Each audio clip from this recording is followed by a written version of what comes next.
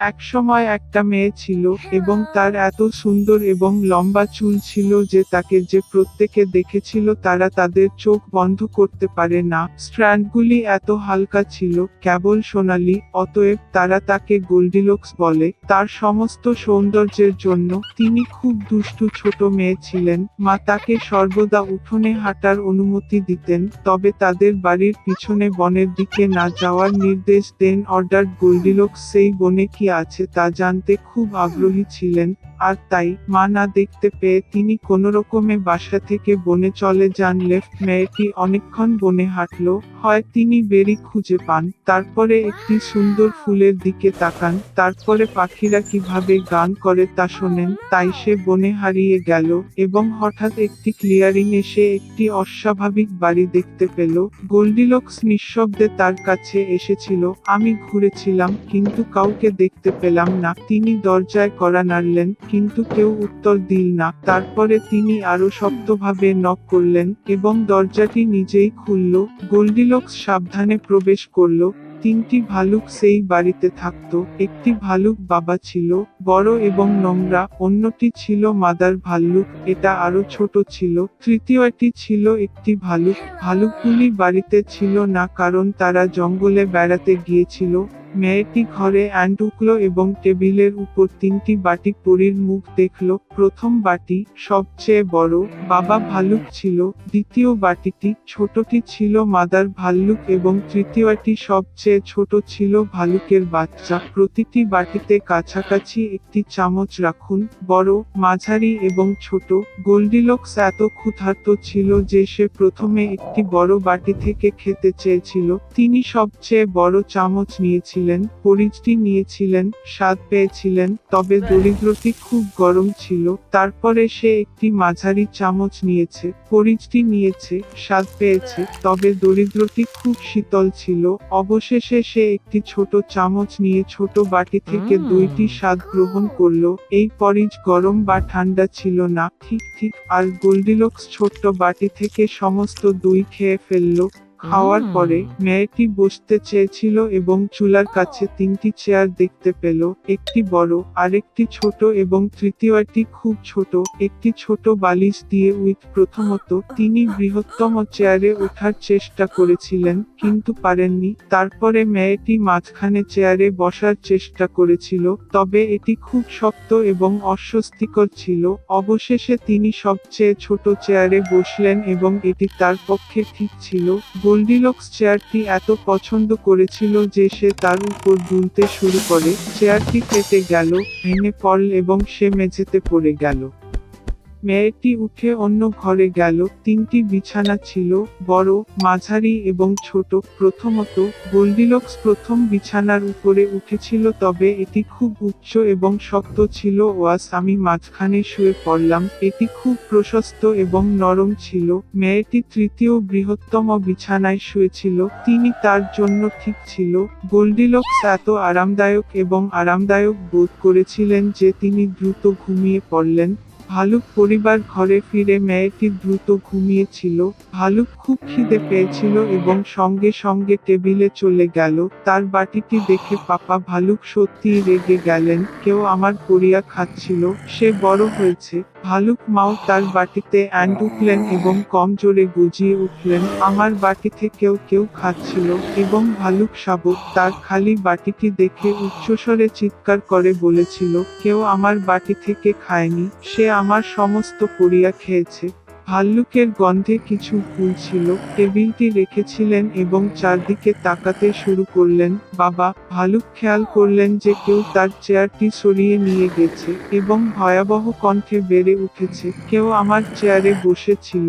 মা ভালুক তার চেয়ারের দিকে তাকিয়ে অভিযোগ করলেন, কেউ আমার চেয়ারে বসেছিল এবং এটিকে সেখানে থেকে সরিয়ে নিয়েছে। এবং তারপরে ভালুক তার ভাঙা চেয়ারের দিকে তাকালো এবং আবার জোরে চেঁচিয়ে উঠল, কেউ আমার চেয়ারে বসেনি, তবে ভেঙেছে। তিনটি ভাল্লুক সাবধানে শোবার ঘরে ইন্টুকেও আমার বিছানায় শুয়ে পড়ে গুড়িয়ে দিয়েছিল। ভীষণ কণ্ঠে বাবা ভালুক গর্জে উঠল এবং কেউ আমার বিছানায় শুয়ে পড়ে তা গুড়িয়ে দিয়েছিল। মা ভাল্লুককে ফুটিয়ে তুলেছিল। টেডি বিয়ার তার বিছানার দিকে তাকিয়ে আবার কেঁদে উঠল। কেউ আমার বিছানায় শুয়ে আছে এবং তারপরে তিনি মেয়েটিকে দেখেন এবং একটি পাতলা কণ্ঠে স্কুয়েলে বলেছিলেন এবং এখনো তার মধ্যে ঘুমাচ্ছে। বাবা এবং মা ভাল্লুক বিছানায় গিয়ে দেখলেন একটি ছোট মেয়ে সেখানে ঘুমিয়ে আছে। গোল্ডিলক্স ভালুকের বাচ্চাটির কান্না থেকে জেগে উঠল এবং খুব ভয় পেয়ে গেল। তার সামনে তিনটি ভাল্লুক ছিল। তিনি তাৎক্ষণিকভাবে বাসা থেকে ঝাঁপিয়ে পড়লেন এবং পিছন ফিরে না তাকিয়ে তার চোখ যেখানেই ছুটে গেলেন। মেয়েটি দীর্ঘকাল দৌড়েছিল, খুব ক্লান্ত ছিল এবং তারপরে সে তার মাকে দেখেছিল যে বনে তার নিখোঁজ মেয়েটির সন্ধান করছে। তারপর থেকে গোল্ডিলক্স সর্বদা তার মায়ের কথা শুনেছিল এবং তার অনুমতি ব্যতীত কিছুই করেনি। তিনি খুব বাধ্য, দয়ালু এবং ভালো মেয়ে হয়েছিলেন।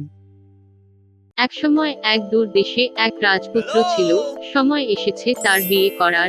রাজা চেয়েছিলেন তার ছেলে একটি আসল রাজকন্যাকে বিয়ে করবে।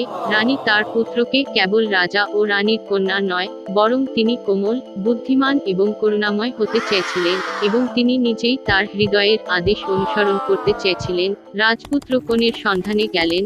কয়েকদিন ভ্রমণ করার পরে তিনি নিকটতম রাজ্যে পৌঁছেছিলেন। স্থানীয় রাজা ভদ্র ও সুদর্শন রাজপুত্র পছন্দ করতেন এবং সে তাকে তার মেয়ের কাছে নিয়ে গেল। রাজকন্যা মনোরম ছিল, কিন্তু তার সাথে কথা বলার পরে রাজকুমার বুঝতে পেরেছিল যে সে খুব বোকা এবং তার সাথে কথা বলারও কিছু নেই। তিনি ক্ষমা চেয়েছিলেন, বিদায় জানিয়েছিলেন এবং নিজের পথে চালিয়ে যান। পরবর্তী রাজ্যে রাজা এবং রানী তরুণ যুবরাজ দ্বারা মুগ্ধ হন এবং অবিলম্বে তাকে তাদের মেয়ের সাথে দেখা করার জন্য আমন্ত্রণ জানান। তারা তাকে ডাইনিং রুমে নিয়ে গেল, যেখানে রাজকন্যা খাচ্ছিল। যুবক সালাম করলেন, কিন্তু মেয়েটিও তার দিকে তাকাতে পারেনি। তিনি তার ডিনার সম্পর্কে খুব উৎসাহী ছিল। রাজকুমার ভেবেছিল রাজকন্যা তার কথা চিন্তা করে না। বিদায় জানিয়ে তিনিও এই রাজত্ব ছেড়ে চলে গেলেন। রাজপুত্র তার প্রিয়জনকে খুঁজতে বিশ্বজুড়ে ভ্রমণ করেছিলেন।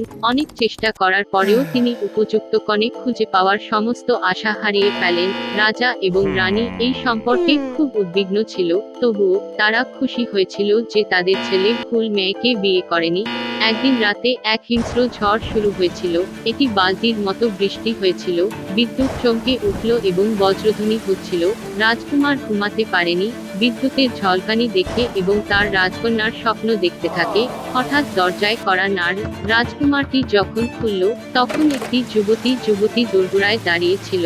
তিনি বৃষ্টিতে ভিজতে থাকায় হিংস্র কাঁপছিলেন। দরিদ্র মেয়েটি এই প্রচণ্ড খারাপ আবহাওয়ার মাঝে একা ছিল, তবে বৃষ্টির মধ্যেও তাকে খুব মিষ্টি মনে হয়েছিল।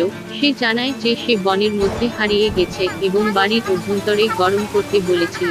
রাজকুমার দরিদ্র মেয়েটির প্রতি করুণা নিয়ে তাকে ঘরে হাড় উঠিয়ে দেয়। তিনি তাকে বসার ঘরে নিয়ে গেলেন এবং তাকে অগ্নিকুণ্ডের সামনে বসেছিলেন। মেয়েটি বলেছিল যে সে সুদূর রাজ্যের রাজকন্যা। তাদের আক্রমণ করা হয়েছিল এবং তার বাবা মা তাকে 2 জন সৈন্য নিয়ে কেল্লার বাইরে পাঠিয়ে দিয়েছিল।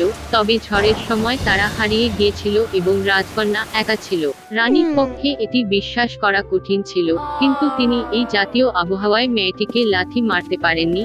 রাজকুমার যখন বসার ঘরে প্রবেশ করলেন, তিনি ইতিমধ্যে রানী যে শুকনো এবং পরিষ্কার পোশাক পরেছিলেন সে সজ্জিত ছিল। সে এখন চমকপ্রদ লাগছিল। রাজকুমার তার চোখকে বিশ্বাস করতে পারল না। তিনি প্রেমে পড়ে গিয়েছিলেন, তবে বাবার নির্দেশে তিনি কোনো মেয়েকে সত্যিকার রাজকন্যা না হলে বিয়ে করতে পারেননি। রানী বুঝতে পারল রাজকুমার প্রেমে পড়েছে। তিনি তাকে আশ্বস্ত করেছিলেন এবং বলেছিলেন যে কিভাবে তাদের অতিথি সত্য বলছেন বা না জানবেন তা তিনি জানতেন। রানী যুবতী মেয়েটির জন্য প্রস্তুত অতিথি ঘরে গিয়ে তার গদিতে একটি ছোট শুকনো মটর রাখল এবং সর্বোপরি তিনি আরও 6টি গদি রাখার নির্দেশ দিয়েছিলেন। শীঘ্রই মেয়েটি তার ঘরে ঘুমাতে গেল। পরদিন সকালে সবাই রাজকন্যাকে জাগ্রত করার অপেক্ষায় ছিল এবং যখন তিনি জেগেছিলেন, রানী জিজ্ঞাসা করলেন যে সে রাতে তিনি কিভাবে ঘুমিয়েছিলেন। মেয়েটি জবাব দিয়েছিল যে রাতের জন্য তিনি খুব কৃতজ্ঞ এবং বৃষ্টির মধ্যে তিনি বাইরে আরও খারাপ ঘুমাতেন। তবুও সে খুব খারাপভাবে ঘুমিয়েছিল এবং পর্যাপ্ত ঘুম পায়নি এবং এখন তার পিঠে ব্যথা। যেন সে পাথরের উপর ঘুমাচ্ছে। এই উত্তর ছিল রানী অপেক্ষা করেছিলেন। তিনি জানতেন যে কেবল কোনো রাজকন্যা 7টি গদিয়ে নিচে লুকানো মটরটি অনুভব করতে পারে। এই শুনে এবং মেয়েটি সত্যিকার রাজকন্যা বলে জানতে পেরে রাজপুত্র রাজাকে বলেছিলেন যে তিনি তাকে বিয়ে করতে চান। রাজা এবং রানী খুশিতে তাদের পুত্র এবং রাজকন্যার বিবাহকে আশীর্বাদ করেছিলেন। রাজপুত্র মেয়েটিকে তার রাজ্যে যুদ্ধ শেষ না হওয়া পর্যন্ত রাজপ্রাসাদে থাকতে বলেছিলেন এবং তিনি নিজেই তার দেশকে বাঁচাতে সাহায্য করার জন্য তার সৈন্য পাঠিয়েছিলেন। তারা শীঘ্রই বিবাহ বন্ধনে আবদ্ধ হয়ে সুখী জীবন কাটিয়েছিল।